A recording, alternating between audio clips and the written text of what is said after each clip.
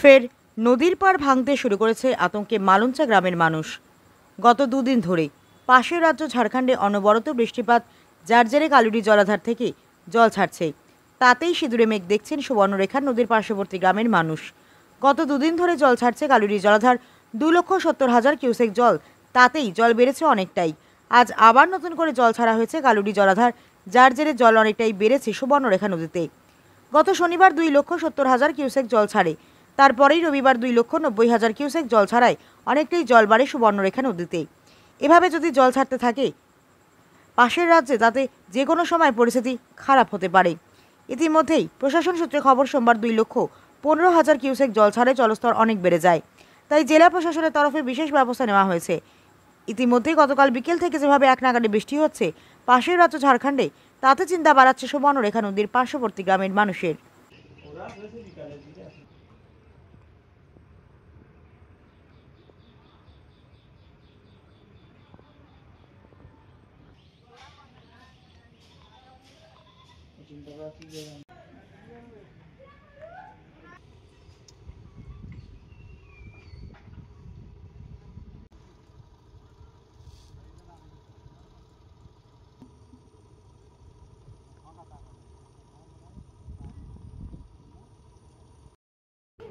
এই নদী বন্যার আতঙ্কে ভুগছি।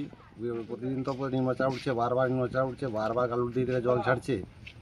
আর জল ছাড়ার ফলে তো আমাদের এখানে অনেকটাই ছিল, মানে এবছর ভেঙেছে মিনিমাম আমাদের 200 থেকে 250 মিটার ভেঙে গেছে পুরো। এইবারে বন্যা, দুটো বন্যাতে, আগের একবার জল ছেড়েছিল কালুডি, ওটাতে ভেঙে গিয়েছিল প্রায় 150 মিটার মতো। এবারেও একটু কালুডি হুটহুট করে একটু বেশি জল ছেড়েছে আরও, এতেও আমাদের প্রায় 100 মিটার মতো ভেঙে গেছে। প্রায় রোডের কাছাকাছিই চলে এসছে নদীটা আমাদের। আর ওদিকে দুটো বাড়িও আমাদের প্রায় জলের তলায় চলে গেছে।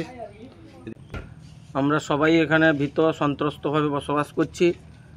বাঁধ হলে সবারই একটা হবে। এখানে খেলার মাঠ ছিল, এটা পিএলসি সেন্টার ছিল, আরও অনেক পুজো পার্বণ করার জন্য যেসব বিল্ডিংগুলো ছিল সেগুলোও ক্ষতিগ্রস্তর মুখে পড়েছে। এখানে খেলার মাঠও নষ্ট হয়ে গেছে। পরের প্রজন্ম যে খেলাধুলা জিনিসটাই ভুলে যাবে, যে মানুষ হাঁটবে কোথায় সেটাও জায়গা আর খুঁজে পাওয়া যাবে।